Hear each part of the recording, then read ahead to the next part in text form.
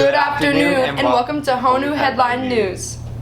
I'm Jordan. And I'm Miguel. And we're your anchors for this week's broadcast. This week's broadcast is centered around animals, football, Counselors Week, and a few special segments. But before we get into our segments, this week's announcements. Final virtual financial literacy workshop on Friday the 10th from 1 to 2 p.m. Scholarship drop in virtual office hours on Friday the 10th from 10 to 11 a.m. ASVAB is taking place Friday the 20th. If students want to sign up, check their emails or talk to Ms. M. Juniors will be taking the ACTs on February 28th. The final announcements are Miguel's 18th birthday! Starting off our segments, we have our H2H segment. Let's dive into the hall to get to know each other better.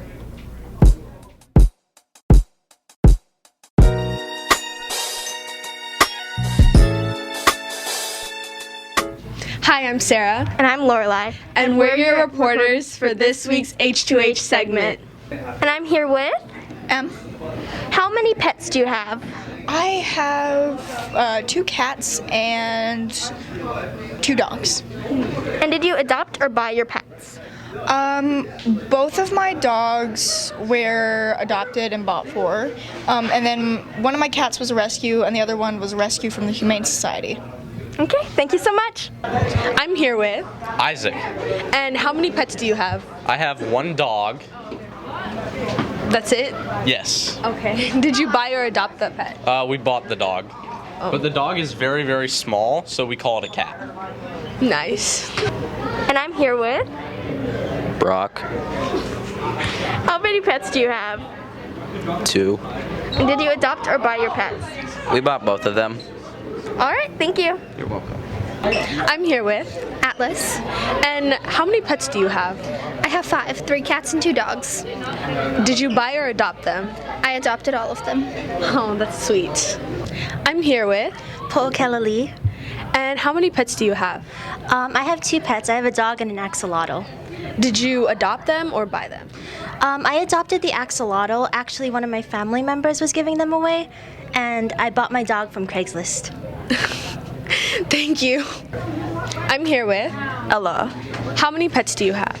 3. Did you buy or adopt them? I adopted them.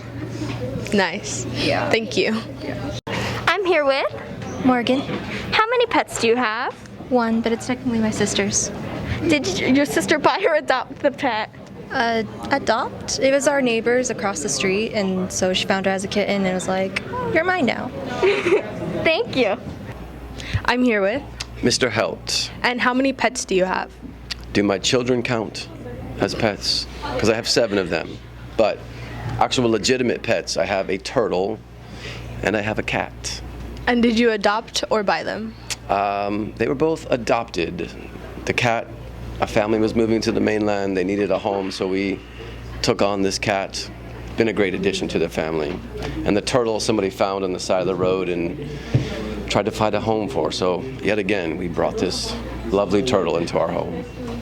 That's very nice. I'm here with Kaylin.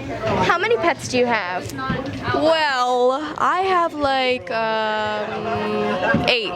I have 5 siblings, and I also have like 2 cats, 1 dog, 1 bird, and 3 fish. That's intense. Did you buy or adopt all those kids and pets?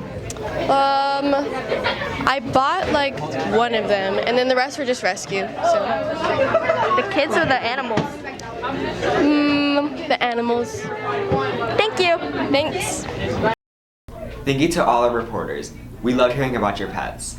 Speaking of animals, Miguel, have you heard of SPCA? No, but we have a special student feature to learn all about it. Hi, I'm Annabella Kimich, and today Who's gonna? Atlas. All right, and so I've been told that you work with Oahu's SPCA. Tell me a little bit about the organization. The Oahu SPCA is the Society of Prevention for Cruelty Against Animals. We are the only no-kill shelter on the island of Oahu, and we've been around since 2009. All right, that's super cool. And you've been working with them for around 3 years, I've been told. And what kind of got you into this passion to work with them?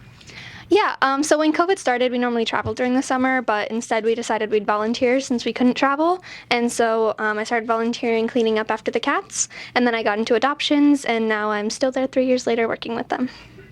And that's super cool, especially that journey of it. And with this passion that you have about it, what can you tell people about the organization and specifically about adopting animals? Yeah, so adopting animals pretty much, there's plenty of benefits to it. Most adoption agencies, they'll have the animals spayed or neutered before you adopt them. They're vaccinated, they're microchipped, and they're totally healthy, and they can help understand the behavior before you take them home. And then oftentimes if you buy from a pet store, they come from puppy mills. Unfortunately, puppy mills are less great places to be getting animals from. They're constantly bred in a factory-like condition. So unfortunately, pet stores may not be the best. But we highly recommend adopting just to help out with these homeless animals who don't have anywhere to call home. All right, and if you have anything more to say about the organization and kind of the animals, what would it be? Just that there's some really, really great animals right there right now. We have a lot of older animals and a lot of puppies and kittens, and we've had quite a few that have been there for multiple years. And so if you're interested in adding your new best friend to your home, check out the website oahuspca.org. We're out in Wahiawa if you want to come stop by. All right, thank you so much. Back to our anchors. I might have to go check it out. I love animals. The first full week of February is Counselors Week. Do you want me to look at the camera or do you want me to look at her? 3, 2, 1. Hi, I'm Annabella Kamich, and today I'm here with Miss Atuara, one of our counselors for the 9th and 10th graders. I'm here with Miss Taylor or Miss Wolf, whatever you prefer to call her.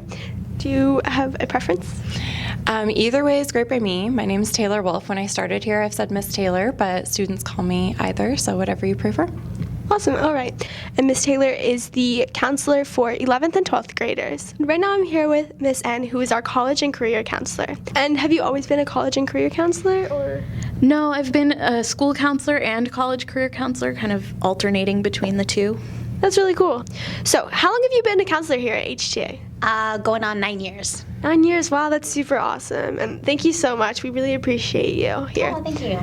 So I actually finished grad school about 6 months before my first year here at HTA. So I was working in nonprofits and doing education and community organizing for a lot of years before my school counseling.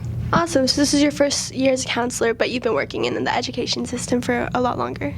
Yeah, so primarily through nonprofits, going into schools and providing education that way. So this is my first year working directly for a school. Oh, okay, awesome.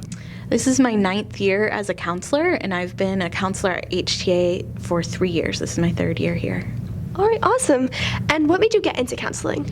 I've been a classroom teacher for about 17, 18 years, and I noticed as being part of a classroom teacher, you do have to work with students and, with their emotional needs, their academic needs, and I really enjoyed that part of teaching. So I eventually got my master's in counseling, and that's what I decided I really wanted to do, was work with students in a counseling situation instead of being a classroom teacher. So I grew up in a pretty rural area in Southeast Washington, and I didn't have a great school counselor. I didn't feel like I had someone that could really guide me or that I could go to when I was struggling.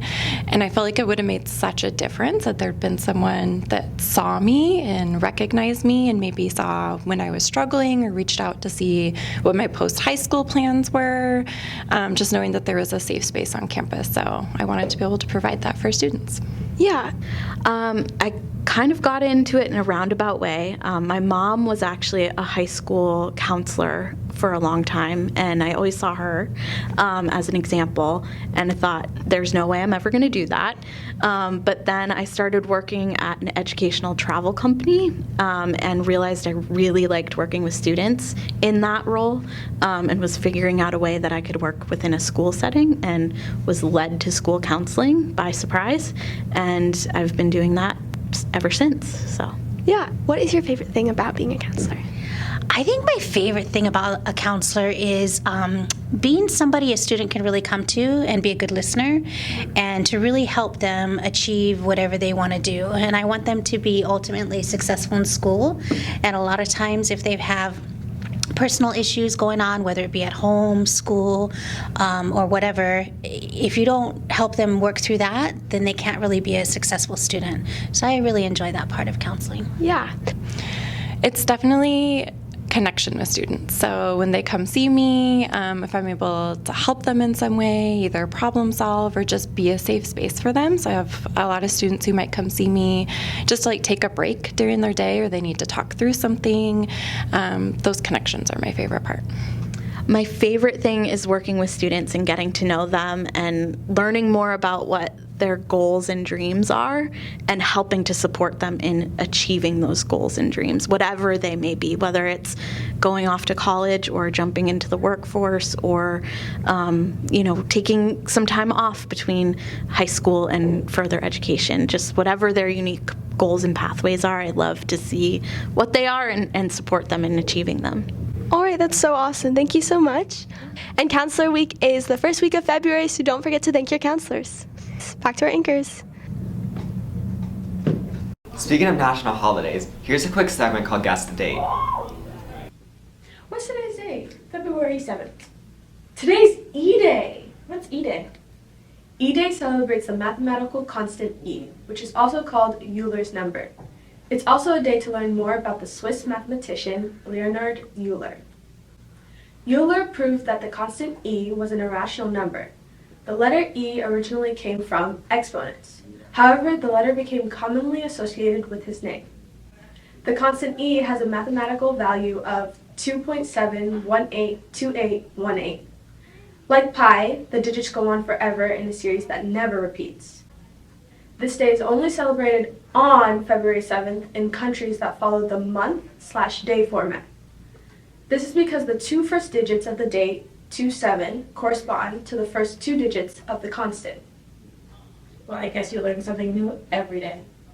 Chiefs or the Eagles? We have a Super Bowl segment done by Annabella. The 2023 Super Bowl is just around the corner, and the Eagles and the Chiefs will be playing each other. The Eagles and the Chiefs have played each other 9 times already, with the Chiefs winning 5 times and the Eagles winning 4. The Eagles have played in the Super Bowl twice, winning in 2018. For the Chiefs, this will be their 5th Super Bowl, as they've already won in 1970 and in 2020. Thank you to all of the HTA students who participated.